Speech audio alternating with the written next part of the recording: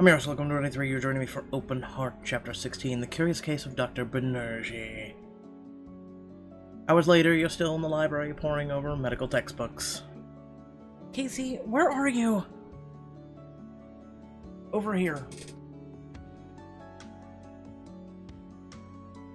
Oh, I forgot she shaved her head. We brought you coffee and donuts. But I have a confession, I already ate the pink sprinkled. Around the corner and see Landry sitting beside you. Their smiles instantly fade. Hi. Oh, you've got some nerve, man. What the hell's he doing here? We thought you were working on your defense. It's...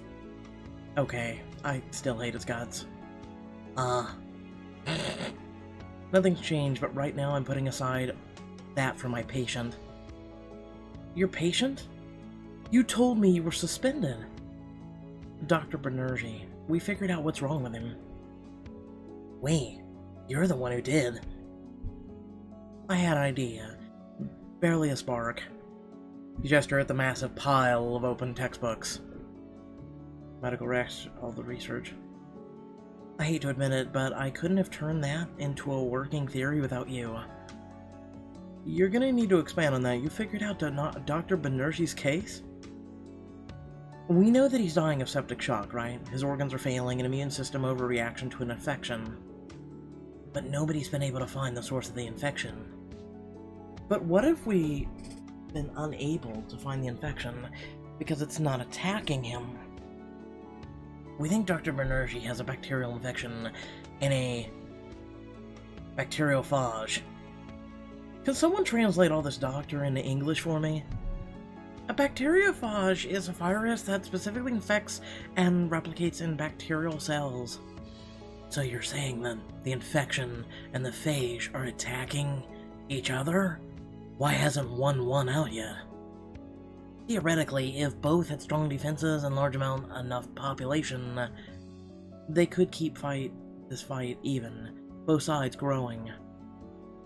If we're right, this is a full-on war, with Dr. Banerji's entire body acting as a battleground. The phage couldn't even gotten past the blood-brain barrier. That explains his headaches. It's endophilicitis. And a bacterial infection could have caused his chest pains and his bloody cough. But none of these symptoms are as strong as you'd expect. They're secondary to the virus and the phage's war against each other. Whoa. So you're saying Dr. Banerji's dying of what? Collateral damage? Exactly. The sepsis is just his immune system's reaction to what's going on. We need to run tests on Dr. Banerji and find out what strain of bacteria he has. That way, we can wipe it out before his own immune system kills him trying to expel both of them. How are you gonna get the equipment to test him? You're suspended! And Chief Emery's been watching Zaid and Inez like a hawk after Miss Martinez's thing. It won't help us. I can get it. I'll get the equipment. No one will think I'm helping you, not now. Sure, and you'll tell the Chief while you're at it. Dr. Banerji's life depends on this. I wouldn't do anything to endanger him. Okay, get the gear, meet me at the apartment, we'll drive to Banerji's place from there. We gotta act fast, we may not have much time left to save him. Climb into Landry's car, the testing equipment piled in the backseat. Any problem stealing the stuff? Nope, apparently I have an honest face. Yeah. An awkward silence falls.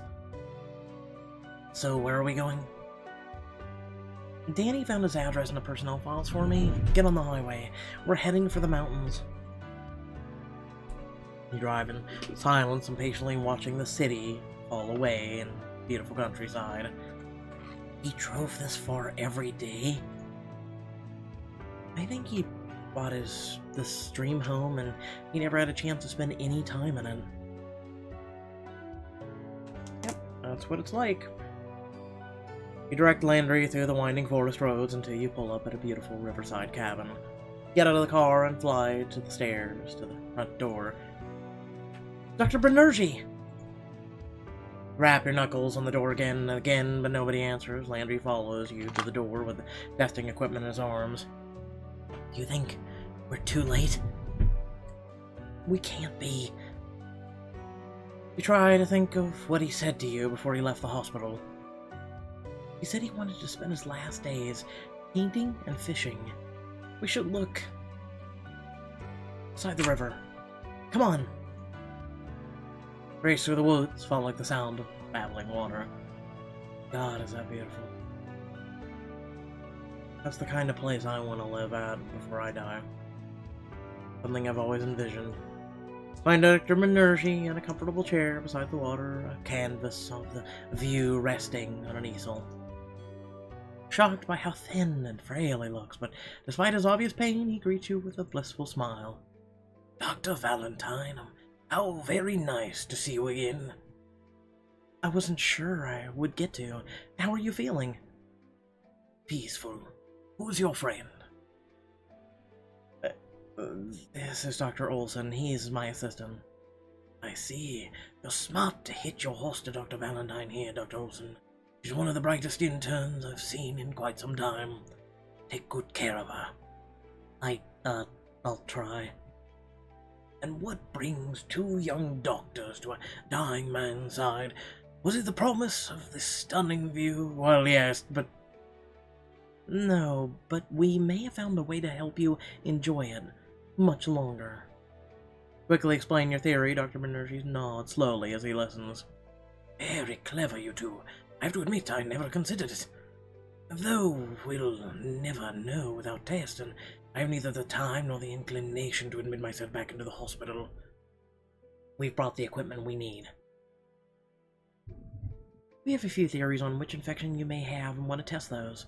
We just need your permission.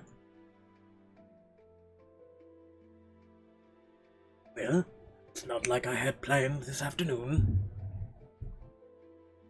He shuffles into his cabin with difficulty, resting on the couch. You draw a sample, feeding it into the molecular analysis machine. You wait anxiously as it reads the sample, barely listening as Landry quizzes Dr. Banerji on his career until the machine beeps with a result. We've got a hit. We were right. They're both a bacteria and a phage in your system. The phage is C2, and the bacteria is... Oh my god, help me. This is a long line. Okay, hold on. Acinetobacteria Ah, how fitting. Huh? A Bomani is a super bug found only in hospitals. Resistant to any antibiotic. I have, quite literally, worked myself to death. He laughs harder, wiping his eyes. I always feared I missed out on my life by spending all my time in the hospital. It appears I have in ways I never foresaw. I thank you for your finding the truth, but there is nothing we can do. There's no antibiotic that works on that infection. Maybe not, but what if we tip the scales? You mean in favor of the phage? Well, the phage would wipe out the superbug. So far, their war has been an even fight, neither side able to wipe the other out, but if we infect you with a massive dose of the phage... Theoretically, the phage would wipe out the bacteria. You're talking about pumping him full of potentially lethal virus, the one causing the encephalitis. His brain will swell. By the time the phage kills the bacteria, it'll have killed him too. At this point, Dr. Olson, I'm going to die of something. Very soon.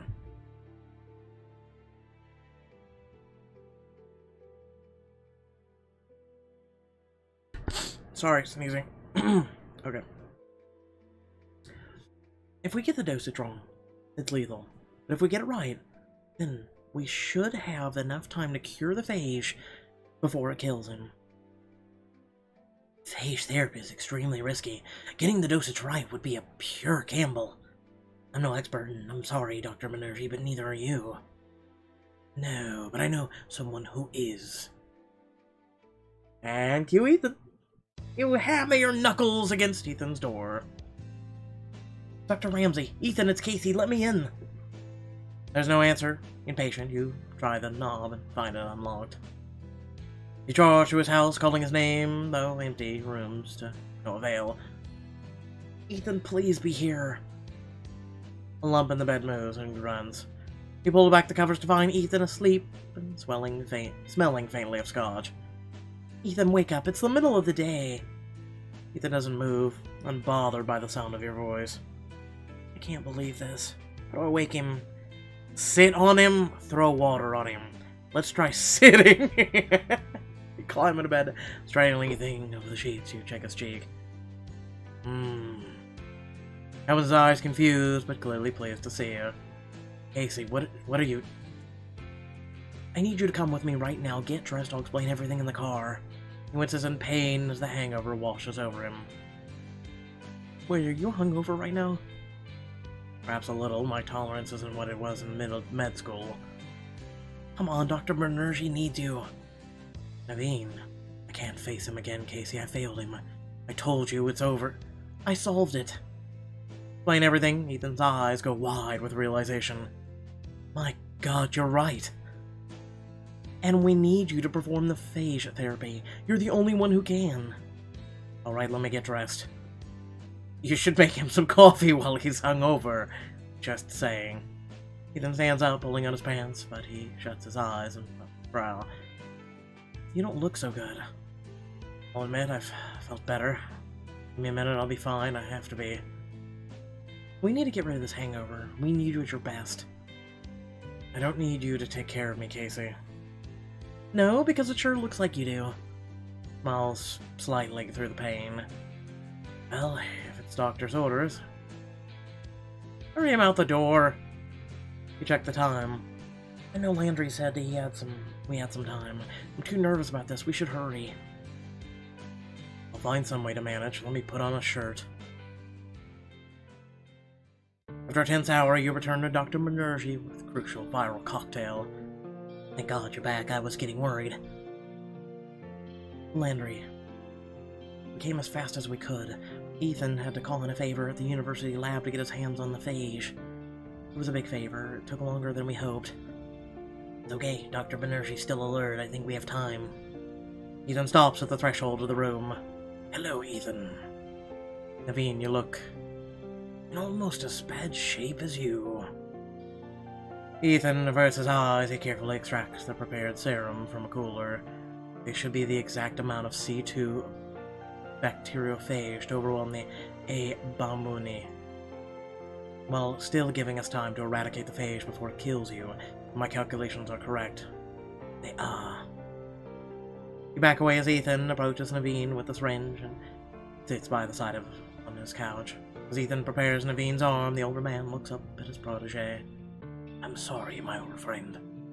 You? What do you have to be sorry for? I'm the one who failed. No, I failed you. When I thought I was incurable, I pulled away from you. I thought I was doing both of us a favor. How? I wanted you to stop seeing me as a mentor. I didn't want you to repeat my mistakes. What mistakes? Being great at what you do? Obsessing over being great. Neglected friendships, missed chances. I was so singularly focused that I never stopped to have a moment, family, or a life. Naveen, maybe I was wrong after all. Maybe I didn't miss out on life. You're slowly dying. You have so much time to think. I haven't been thinking about anything I thought I'd missed.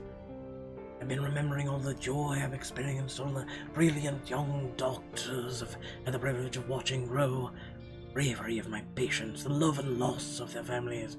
I've experienced more of my life than anyone could hope to in 100 years. Naveen rests his other hand atop Ethan's, and I realized I did have a family after all. Ethan's eyes shimmer with tears. He coughs awkwardly. I'm going to inject the phage now, and I need you to fight it. I need you to live. Got it? Yes, Dr. Ramsey. Holding Naveen's hand, Ethan injects the virus. You, Landry, and Ethan monitor Dr. Banerji for a couple hours until he slips into unconsciousness. He's unresponsive. I was expecting this. I'll need to run further tests, but this is the encephalitis getting worse. That means Aphasia's winning. Our plan is working. Now things get dangerous. I'm gonna have to carefully monitor him overnight. You two should head home. Are you sure? I'm sure. You have a hearing to prepare for. And Rookie, good work. Thanks to you, Naveen has a chance. As you open your mouth to respond, you briefly meet Landry's gaze.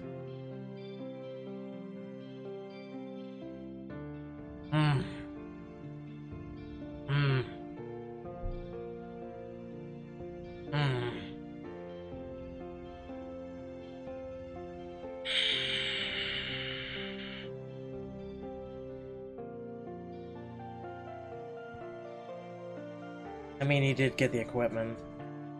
I know a lot of people hate Landry, and I do too, but, someone told me yesterday, everyone deserves a second chance. And I don't entirely agree with that, but Landry maybe does. Couldn't have done it without Dr. Olson. Huh? He inspired the idea, and he helped me research the theory. Is that so? He looks over at Landry.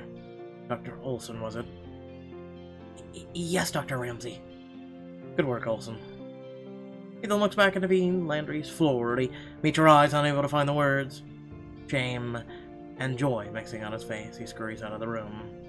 You step up beside Ethan, concerned by the lines of worry etched onto his face. Hug him. Wrap your arms around Ethan from behind, holding him tight. He stiffens at first on instinct, but then he reaches up and touches your arm in return. You'll save him. I know you will. How can you be so sure? I already failed him once. Everyone fails. Because you're Ethan freaking Ramsey. And you start to leave. Jonah. What? My middle name. Ethan Jonah Ramsey. But I guess freaking works too. Later, you walk into the apartment and collapse on the couch, feeling spent, but still filled with nervous energy. Locum climbs up on your stomach and nuzzles against you. I missed you too, Locum. Can't stop thinking about hearing tomorrow. Wish I could just relax for a bit. Your phone pings with a text you check it, yawning. Ah. Did you know there's a Korean soap opera where a nun has to pretend to be your twin brother and join a boy band until he recovers from a botched plastic surgery job? Having fun with the late-night TV, huh? Actually, I'm streaming it. Is that tragic? Not at all. I'm glad you're keeping yourself occupied. It's really not that hard to fill time here. People have been visiting me all day. That's great. I haven't seen you, though. I'm suspended, remember? When have rules ever stopped you from doing anything? The rules that say she may not even get a second chance? Question mark? You look up on your phone as Jackie emerges from her bedroom. You're home. I was starting to think you'd stay out all night. How'd it go? You recount the rest of the day to Jackie, explaining Dr. Banerji's current state. We just have to hope Banerji survives the night. Yep. Tomorrow's gonna be a huge day for you. Don't remind me. I'm wound so tight I'm not gonna be able to sleep a wink. Jackie's eyes light up with a wicked smile. You know what would help you get some sleep? Fapping. Propofol? Some time in a hot tub. Our building doesn't have a hot tub. No, but the next door's one does. I've snuck in before. That is tempting. Take into the hot tub. Visit Raphael in the hospital. Or go to bed. Your fapping works. I think I'm gonna take my chances and go straight to bed. Good luck with that. Oh, and Casey? Yeah? I'll be there for you tomorrow. Whatever happens. I mean, I'd hope we're friends. Next morning, you're already awake when your alarm goes off. You lie still, enjoying the last moment of peace before... Your door opens and your friend's piling inside. Time to get up! We have to get you dressed, prepped, and fed. Hey, listen. And make sure you look good, impressions count. I looked up all the words the juries find the most sympathetic, so let's find out how to fit them into your testimony. Repeat after me. Butterfly, rainbow, cupcake, grandma. Wait, hold on. And let's get you standing with confidence. There's no art to it. Still have time to teach it to you. Will you people listen for a second? They'll fall silent. You look at each of them, touched by how much they care about you. Thank you. No matter what happens today, I couldn't have done it without all of you. Deanna's eyes brim with tears. Get dressed, okay? We have a lot to do. They filter out, leaving you alone. Pull open your closet, taking a deep breath. Okay, time to get dressed for the most important and maybe last day of your career. Oh, okay. Nothing says walking into something that may or may not dictate your whole entire world by wearing that. No, ladies, you don't wear that. I'm sorry. No, thank you. You roll on your normal work attire, looking at yourself in the mirror. How about this? I'm gonna go with casual. Do we have anything in here? Off duty. Sweet Mother of Christ. We are doomed. I'm just taking a moment, okay? Scrubs. Which is literally what we're wearing. It's the only thing we own. Like, really? God, sweet mother of... We're just doomed. Hopefully this will be the last time This isn't the last time I won't get to wear these. Elijah sticks his head in to see how you're doing. Oh man, you're gonna make me cry wearing those. I didn't know you were a crier.